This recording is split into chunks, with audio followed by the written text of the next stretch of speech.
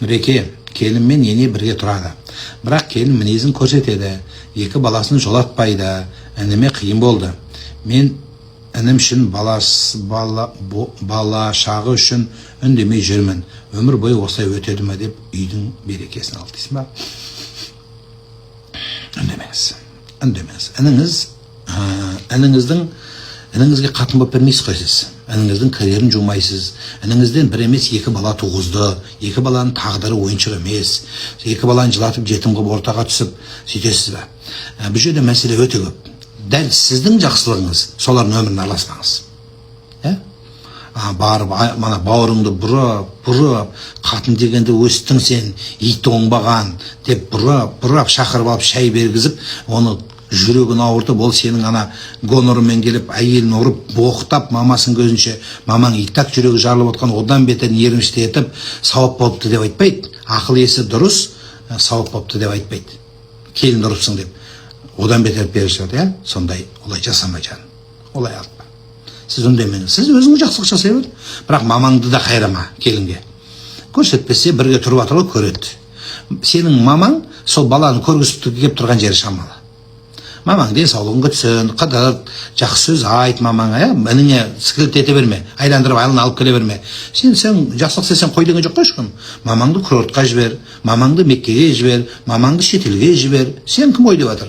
Сен де қолынан сен ең болмағанда жолына жемейден қолынан жәрдем бер. Қолынан түк келмей ме, жағдай байың бермей жатыр ма? Онда сөзіңмен жәрдем бер. Сөзіңмен жәрдем бер. Жақсы сөзді кім қайтарады? Сен ініңе поддержка бер. Иттак ол ойындап жүр. Ініңді шұқып, ақыл үйретіп, қатын дегенде былай істеу керек. Өзің ұстамайды, өзің байың ұстаған ұнамайды саған. Сен ұстаса, сен жынданасың, қалқын өріп қаласың. Өзің ақыл айтасың, қатын дегенде былай істеу керек деп. Сен байың солай істесе не болады? Қалай болады? Сен осы ақыл айта алатын мен өз бауырыңа. Сондықтан өйтпе. Сен қайта бауырыңа поддержка бер. Азаматсың, осы балаларыңмен өсіп көгер деп. Өзі жамандықты қою үшін адамды жақсылыққа шақыру керек. Біздегілер бәріміз, неге бізде дін, имандылық, жақсылық жүрмей жатыр? Айтайын ба неге екен? Өйткені біздікілер жаттап алған, болмайды деген жаттап алған. Сон бетте болмаса бордай тосын деп қазақ кетіп қалады. Қызың қазақ сондай. Болмаса құрсын содан ары қарай. Олай емес. Біздікілер жақсылыққа шақыру жоқ бізде. Бізде өзі 40 парыздың ішінде бірінші әмір мағруф тұрады, жақсылыққа шақыру тұрады. Содан кейін жақсылыққа келген адамға нахи мүнкар деген жүреді. Одан кейін жаманшылығын қайтарасың дейді. Біздікілер бірінші жамандықты айтады. Ана болмайды. Содан не болмайды? Вообще өмір сүруге болмайды. Болды, не істесің осы. Болды, жоқ, адам жақсылыққа шақыр. Содан кейін жаманшылығы берсе кетеді. Құлшынысым жоқ оқуға, білім алуға, дисциплина жоқ, маған оқу керек болып тұр. Күйеуге шық. Дисциплина болады сразу. Енең бақырып, күйеуің боқтағанда дисциплина автоматтан болады. Таңғы 6-та тұрып үйренесің. Жарғып тұрасың шошып. 5:30-да жатасың, 6-та тұрасың. Жақсы болады. Есік алдын сыпырып, стиральный болса қолмен кір жуып, дисциплина болады. Жақсы боласың. Маған кеше алдыңғыны бір семьядан мынандай қорап әкеп берді. Копилка. Копилкада тиындар. Алматы қаласындағы Нұр Мүбарак университетіне бүйтіп тиындап жинаған екен. Соны ана таргеттен көрген, инстаграмнан. Содан бала сабақтан қала тиындар бәрі қойып жинап, семьясымен біздің береміз, біздің қолымыздан келген осы деп. Қолынан келген жасай берсе, таудай жасаудың шары жоқ. Жинап миллиард бергенше бере бер күнде 10 теңгеден, 100 теңгеден. Байлықтың жолы да осы, аз-аздан беруде. Аға, балам тесттен аз бала алып қалды дейді. Оқуға түсу үшін қандай сүре оқысам болады? Баламның арманы дәрігер болу дейді. Сүре оқи бер, любой сүрені, бірақ баланы оқыт. Жұмыс істеп, қарызға бат, сол баланы дәрігер қылып шығар. Сен қарызға әкесі екеуі батыңдар. Сол баланы оқыту жолында қарызға бат. Киіндіру, той, томалақ, ресторан, тамақ, бәрін жинап таста. Балаңның оқыту үшін бүйтіп қалтырап дірлеп 2 жұмыс істеңдер, 3 жұмыс істеңдер. Жылап жүріп балаңды оқыт жаным. Алла сол баладан әулетіңді көгертеді. Қазаққа керек бала дәрігер сенің балаң болады. Дұғаңды содан кейін оқи бер. Қарап отырып дұға оқи берсең бала дәрігер болмайды. Үйде бала бақшада жеміслер пісіп жатыр. Мен бірге шықпаған шығар, шықпаған балам бар. Күйеуімнен әпке ағалары өкпелейді. Сендердің ішің тарылып бара жатыр дейді. Болмаса сол мейве піскеннен келін алып кетің деп айтам дейді. Сен өзі елдің көңіліне қарап қалған екенсің. Елдің көңіліне қарама. Елдің көңіліне қарау деген сөз елдің аяғында құл болу емес. Қазақ айтпай ма, алдың ас қойдым бек, қолыңды бос қойдым дейді жаным. Өзі алып келіп жеңдер теріп алыңдар да. Біздікілер үйреніп қалған. Біздікілер теріп, жинап, банкыға жауып, банкымен үйіне апарып, содан кейін қысқа дейін күтіп, жылайтында қысқа дейін өзің күтіп, той болғанда банкыңды апарып беріп, ашып, құйып, салатқа балына қойып беру керексің. Ондай болмайды. Одан шығуымыз керек. Ешкімнің аузына тамақ салуға міндетті емес. Атқа жем керек болса мойын созады. Сәлеметсіз бе, жолдасым тума, туысқандарыммен қатынаспайды, қайын жұртты вообще жақтырмайды, бірдеңе болса маған ешкім керек емес дейді. Енді күйеуің сондай кішкене нервный екен, ештеңе етпейді. Жақсы бола бер, ойланады, кішкене уақыт керек. Кейбір еркектер болады сондай, өзімшіл, ештеңе етпейді. Күйеуің бәрі. Қазір басқа күйеуге тисең, ол да сондай болып шығады. Вообще страшный.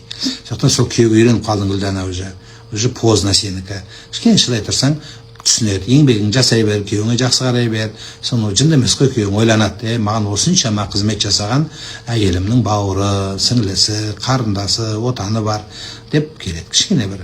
Дұрыс, мен уағызларымды қиып алып жібере бермей оған. Екеумізді қоса боқтап жүрмесін. Намаз оқып жүріп, орамалмен жүріп, бір ресторанға жалаңбас барса күнә ма дейді. Күшті айттың ба сен? Намаз оқып жүріп, анда-санда вино ішіп қойға бола ма? Бүйтіп қарап, ішіп алсам, или бүйтіп қарап, ешкім жоқ болса пышақ тығып алсам біреуге. Бола ма деп. Или бүйтіп тұрып боқтап алсам бола ма? Кешке ауыз ашқаннан кейін боқтағым келіп жүр біреуді. Күндіз боқтау болмайды ғой енді. Түнде боқтаймысың бола ма деп сұрады. Сонда не сенің намазың сонда? Не болды сонда? Кім үшін сонда? Жаныңды қинап, сонша зорлап өзіңді. Зачем 200-ді боласың сен? Сақалды, сен орамалдағы мошенницасың сен онда. Олай болмайды. Орамалдағы аферистка боласың. Болмайды ондай. Қатырасың. Таксиспін дейді. Күніне 500 теңге садақа беруге тырысам. Именно мұқтаж адамға. Кейде біреуге бергеннен кейін аяқ қолын сау тұрады. Атқа жасаймын оларға. Қаншалықты дұрыс аға дейді. Жаным, сен сол 500 теңге садақа бергенше, сол 500 теңгені қатының аузына тамаға барып бер. Сен сауабы көп болады. Таксист болып, сен өзің таксистсің. Өзің бәленбай ақшаң таксист службаға кетіп жатыр. Айдалада мемлекетке кетіп жатыр. Налогты төлеп айтқандарың бар. Лучше сен налог төле мемлекетке. Сол сауабы көп болады. Шолақтарды, инвалидтерді іздеп, жолға қарамай закка соғысып қалма сен. Анау шолаққа, мынау шолаққа деп шолақтарға бере берсең, жұмысың жүрмейді. Сен сол тапқан ақшаңды, қанша такси? 500 теңге, 500 теңгеге, по-моему, жаңылмасам 2 банан келеді. 2 бананды әйеліңе апарып бер, біреуін әйелің жесін, біреуін сен же, пайда көп болады. Соң банан бергенде сүйіп бер бананы. Жаным деп қабығын аршып, қабығын өзің жеді, әйеліңе бананды бер. Балаларың аузына салсаң, сауабы көп болады. Сол ана инвалид қайыршыдан садақа саған әйеліне балашаңа қараған көп болады. Сен әйелің ақша сұраса, ақша жоқ, не болды ақша жоқ дейсің да, айдалада біреуге жақсылық жасадың. Осыған рахмет айтқан жоқ ол. Оның пайдасы да жоқ. Сен лучше әйелің балашағаның аузына сал. Пайғамбарымыз саллаллаху алейхи солай айтады. Әйелдің аузына салынған, балашағаның аузына салынған ең жақсы садақа дейді. Сен айдалада біреуге 5 теңге берерсің. Неге керек? Жолдас қызымның күйеуі ажырасамыз деп жатыр.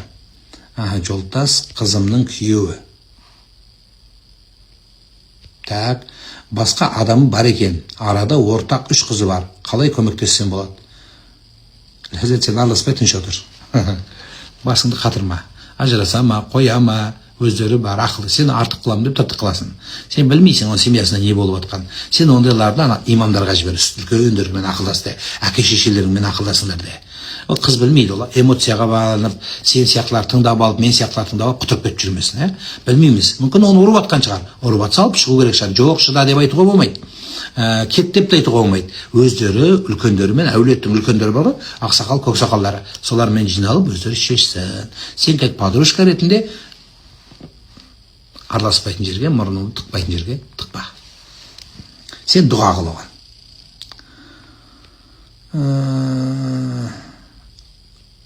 Ақыл сұраса, мен өзім байға шығамай жүрмін де. Сен ажырасып кетсең де, сен байыңа тиіп аламын мен де. Как раз маған бай таппай жүргем де. Сен ажырассаң, сенің байың маған ұнап жүр десең, ажыраспайды ол. Балаларымыз болашақ маманды өз таңдаса поддержка береміз бе дейді. Балаға поддержка берудің жолы болады, мамандық таңдаудың жолы болады. Баланы сіздер 11 класс бітіргенде сөйлессең, онда аузың жауаптан шатыр. Өз білсін. Сіздер не сонда 11 классқа дейін сөйлеспегенсіздер ме? Онда балаңның еркіне жібер. Болды, сен поздно, сенікі қылышыңды боққа шап сенен, болды, поздно сенікі. Баланы боғынан тәрбиелейді. Сонда сіздің айтқаныңызға көнеді. Мана бесікке тәрбиелегенде бүйтіп жатқан сияқты сіздің айтқаныңызға құп болады дейді. Сіз қатыналып кеткен балаларыңызға билік жүргізгіңіз келеді. Жүрмейді ол. Школды бітірейін деп тұрған бала сіздің айтқанымен жүрмейді. Я дейді, кетші алып, басымды қатырмаш дейді. Қадірлеріңіз содан кетеді. Баланы боғынан тәрбиелейді. Кішкентай, бірінші боқ деген сөз кішкентай емес, бірінші боқ шыққан кезінен дейді. Кішкентай, сәби кезінен тәрбиелейді деп қазақ сондай қып сөйлеген. Шариғатта соны айтады. Болып уже 11 класты бітіргенде не боласың, врач боласың ба, юрист боласың ба деген сенің далбаса нәрсе. Болды уже. Баланың өзі айтқанда қолда. Сен істегенің сол.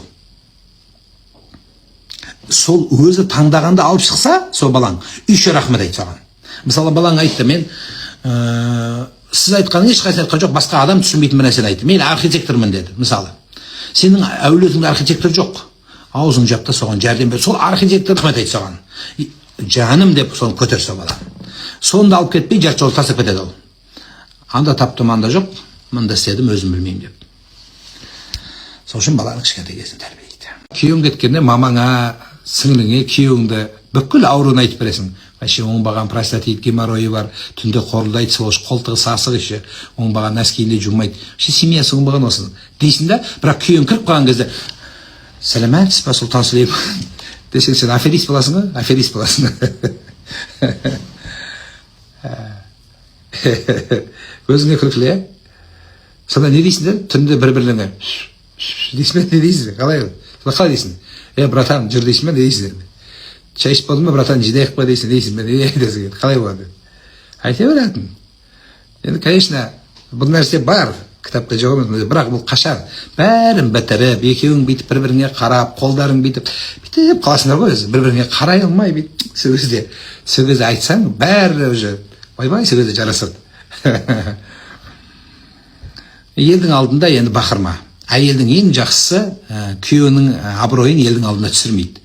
Елдің алдында дегенде көшеде бүйтіп біреудің алдында сызылмайсың, балалардың алдында әкелерін қорғаңыздар. Әкесі қандай жаман болса да, сіздер күйеу жағына өтіңіздер. Күйеу жағына өтіңіздер. Бала жағына өтпе, күйеу жағына өт. Бала кетпейді сенен бәрібір. Бірақ күйеудің көңілін қалдырма. Тура сол сияқты еркектер әйелдер жағына өтіңіздер. Бала жағына емес. Мен балам сөйлеме емес. Наоборот, мамасына берді, күйеуің жағына, әйел жағына өт. Сонда семья дұрыс дамиды. Сонда дұрыс болады. Бала ешқайда кетпейді сендерді. Ұстаз, үйлене алмай жүрмін дейді. Таныспаған қыз жоқ. Қанша әрекет жасадым дейді. Сен таныспа уже, болды, сен поздно. Сол бұрынғы танысқандарыңды ала бер, болды. Жақсысын таппайсың уже.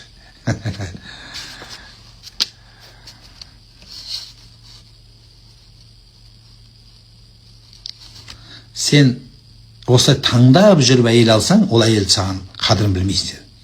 Неге? Өйткені сенің идеал іздеп жатсың. Идеал жер бетінде жоқ. Идеалдың бәрі өліп қалған. Сен ондай қыз іздеме. Олай істеме. Таңдамаймын, ұстаз. Иманды қыз іздеймін дейді. Ойбай. Сонда жеріндегі қыздардың бәрі имансыз кәпір ме не? Сен түсініңде? Сен өзің мен имандымын ба деп өзіңді сұрасашы бірінші. Өзіңе қара, не қыласың қыздарды? Сен өзіңе қара. Сол саған лайық қызды Құдай өзі береді. Сен өзіңді идеалым деп есептейсің ау деймін, наверное. Сен идеал емессің, идеалдар өліп қалған. Сен өліп қаласың, өлмей жүрсің ба, значит идеал емессің сен. Значит сенде бір нәрсе бар. Сондықтан сен ондай қыз іздеме. Иманды қыз деген жақсы, сен түсініңде кім иманды қыз? Бүйтіп майысып тұрғандар ма? Жаңа айтты, мен орамал тағам, намаз оқимын деді. Бірақ анда-санда бүйтіп қарап, біреуді боқтап жіберсем бола ма дегендей. Сол сияқты номеріңді айтшы алмауыз деп қалай? Иманды қыз деген кім сен түсініңде? Иманды қыз деген алтыннан иманды қызды өзің тәрбиеле. Сенен қолынан шықсын. Сауабын сен алсашы. Сен готовый алың келеді. Готовый болмайды ол. Көш жүрегелер түсіреді. Екеуің бірге қалыптасасың. Жолдасым ауырып жүр, Алла шипа берсін. Уайымға салынып, депрессияда қандай көмек бере алам, не істесем болады дейді. Тамақ істе, көңілін тап, сұраған істе, қыдыр, жақсы сөз сөйле, содан кейін түнде тахаджуд оқы. Түнде көп тахаджуд оқыңыз. Күйеуіңізді сұраңыз, жылап тұрып сұраңыз. Бірақ күйеуіңізге көз жасыңызды білдірмеңіз. Бүйтіп қарап шай ішіп отқанда жылап, ол да ойлап отыр, бақсы, мен ойлап отыр, ол да жылап, екеуің екі жақта депрессияға құлап жатсыңдар. Жоқ. Сен күйеуіңе көз жасын білдірме. Сен өліп қалсаң мен не істеймін деп. Баяғыда бір жігіт әйеліне алма ашып береді екен. Жоқ, күйеуі ауырған ғой, алма жегісі келді, алма ашып береді екен. Содан әйел бүйтіп қарап тұрып айтыпты ғой, мен өліп қалсам басқа бейға тиесің бе депті әйеліне. Енді білмеймін, қойшы қайдағын айтып берсін. Жоқ, енді өліп қалсам енді көрерміз, енді жаспын ғой әлі, басым жас, енді болып жатса көрерміз депті. Сөйтсе күйеу айтады дейді, оған да алма ашып бересің ба десе, жоқ, ол алмақты жақсы көретін етем депті ғой. Сол сияқты оны уайымда салмаған, оған жақсы сөз сөйлеңіз, мамиле жасаңыз, үйдегі проблеманы айтпаңыз. Аурудың емі көңіл. Сондықтан адамның көңіліне дұрыс жол тапсаңыз, жақсы болады. Дем салдарыңыз, жақсы бір түсінетін, өлетін болды деп салдырма, бүкіл елдің бәрін қоштасып кетіп жүрмесін. Молда да бүйтіп қарап тұрып, дем салған кісі келіп, баяғыда бірі осы ауырып еді, 2 күнде өліп кетті депті ғой. Сол сияқты олай болмайды. Меккеге велосипедпен барса болады ма, қаражат жетпесе дейді. Ішің пысайын депті сен баланың. Меккеге велосипедпен барған сауап емес, күнә табасың. Үйде отыр далбасламай. Әке-шешеңді қара. Қатын бала шағың бар ма? Соны бақ, сол Мекке болады саған. Ішің пісіп отыр ма? Кемпірің қасында отыр. Құтырмай, шошаңдамай, сені барып, сын сияқта қалып қалдым деп, сені арнайы саған емшесі жіберіп отырмайық. Таудың бір жерінде өлейін деп отырмын деп. Онсыз да біздің самолеттер бос емес. Қой, айналайын, бастық қатырмай, тыныш. Мекке Мәдине жолдың ұшы, алыс сапар деп айтады барған кісі. Әке-шешеңе қарасаң, қатын бала шағаңа ие болсаң, қарыздан қашпай үйде отырсаң, адал еңбек етсең, Мекке саған үйдің іші. Тыныш отыр, бастық қатырмай. Мекке байлардың ісі. Мешітке барсаң, Мекке болады саған мешіттің іші. Хаджул мискин дейді, жұма намаз білесіз ба? Жұма намаздың бір аты хаджул мискин. Меккеге бара алмағандардың қажылығы мешіт болады. Сол мешітке барсаң, жетеді саған сол. Велосипедпен, ешакпен, жаяу барғандар да кішкене докторға көрсетіп алу керек. Қажет емес. Іші пысқан адамдар ғой әшейін.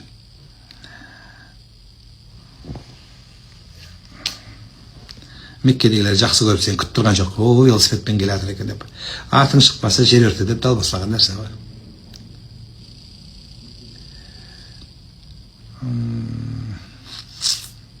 Үйде отырсың, бала шағың қара, жақсы солардың қуанышын көр, тәрбие бер. Бұдан артық нәрсе бар ма?